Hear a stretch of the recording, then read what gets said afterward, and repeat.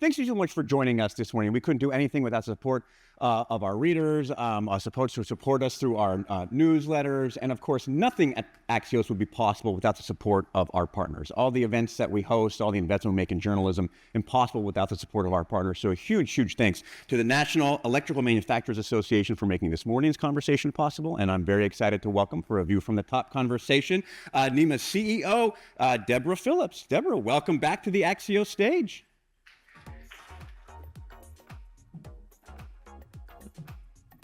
Good morning.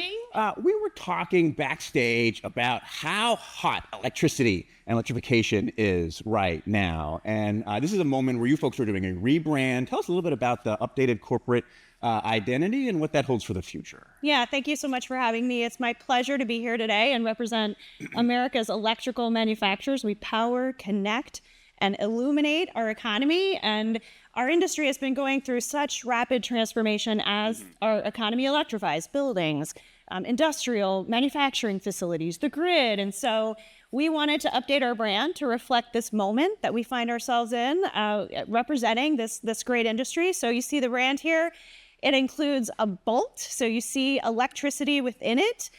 We've got a new tagline, which really says it all, make it electric. And I think in the color version, which you should see around here, you'll see electrified color, you'll see gradient color that hopefully conveys to you the fact that electricity is moving all around us. So we're excited to unveil that and unveil it with you today. Moment for that update, because like as I mentioned, as we've talked, like electrification is such an important topic, you know, in this town, a bipartisan topic in this town, built a lot around growth. I know you have some research coming out soon. What is the data that you're seeing showing as far as electrification growth? Yes, so teaser. We're going to publish a study in a couple of weeks. We, like many, are looking at electricity demand, what's going to happen over the long haul. So we partnered with PA Consulting last year. This report will come out in a couple of weeks. Our forecast is in the moderate range. We're seeing 2% a year growth. So by the time we get to 2050, 50% growth over where we are today. In large part, data centers over the next decade are going to be the key driver, 300% growth from data centers. And the rest, coming from electrification of buildings, industrial systems, e-mobility, 9,000% growth from e-mobility. And so it's fitting that we're here today during this time to talk about policies that are going to help us enable this demand. I mean, what's interesting in the reporting we've done about that is like suddenly the shift and the increase, and it's such a massive base. Like a 2% growth doesn't sound like a lot, but from a massive industrial base, that's huge. So what's the technology that needs to go in to meet that demand to make that happen? Yeah, well, we haven't seen growth like this in a very long time, for decades. So we need policy solutions, which we're going to talk about and unpack a little bit this morning. But our industry is also stepping up to the plate around technology. So electric vehicle technology, technologies that move electricity from vehicle to home to grid. Data centers are huge, as you know, and by some accounts, our industry represents about 75% of the technologies in data centers. So how do we build them to their most, to highest efficiency? That's going to be a key part of the equation as well. Let's get to the policy stuff. The federal government plays such a huge role in the energy, especially around the passage of the IRA. I know your folks are going to be down on the Hill later today. Talk a little bit about the future of some of these tax credits. Like Congress has finally begun the big process of reconciliation in the budget last night.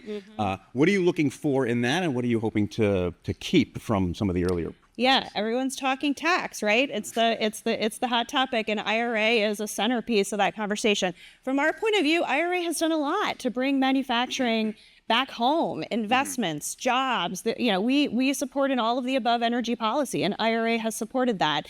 Our industry has has decreased its dependence on Chinese imports by about 20%, in part due to IRA. So we hope it's preserved.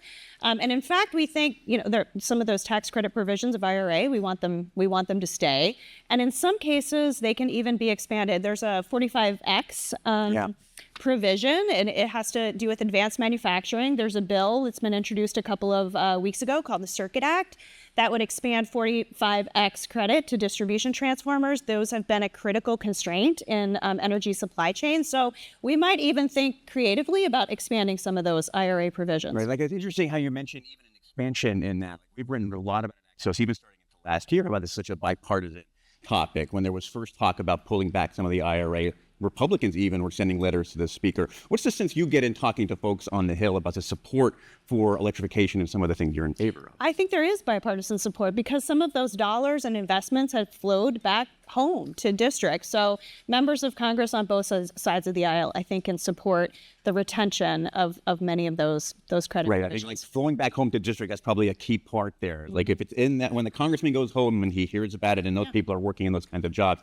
that's a big plus for when they come back to town, right? Yeah. Our industry invested billions in service to both the IRA and bipartisan infrastructure law. So let's spin this forward now. What I love these events early in the morning is that when you talk about electrification at 8 a.m. in Washington, you'll get the people who care about electrification in Washington who are going to write that policy. You're going to go back to their bosses and tell them, like, what should their homework be? What should they take away from this as they think about how to continue to support this and meet these needs? Yeah, so right on Inauguration Day, we published a policy framework. I think there's copies laying around. I encourage you to take a look.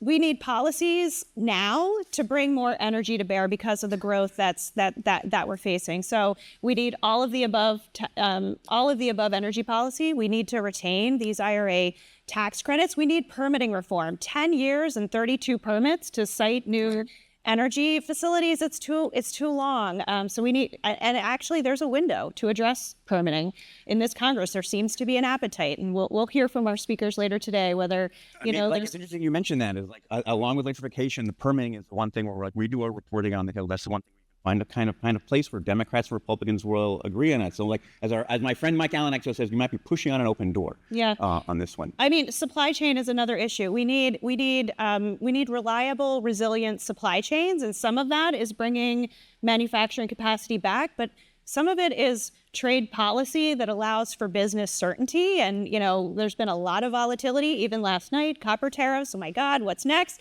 So we need to push for certainty so that companies can make those investments for the long haul. And I guess I would say, the final policy piece that we need is workforce. We're already strained on workforce to support electrification today without the growth. So, policies to incentivize people coming into skilled trades, apprenticeship programs, to make American energy jobs great again. All right. Well, that's a to-do list for folks as soon as they walk out of here after breakfast. We're about to get the hook, so we want to end on one fun thing like we do at all Axios newsletters. NEMA is about to celebrate its 100th anniversary next year. So if you were to go back to 1926 and the founding, what's one electrical innovation you would bring back this year?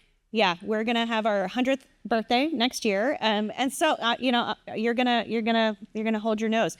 It's the internet. It's got to be the internet. It's changed our lives, the way we consume information, the way we're connected.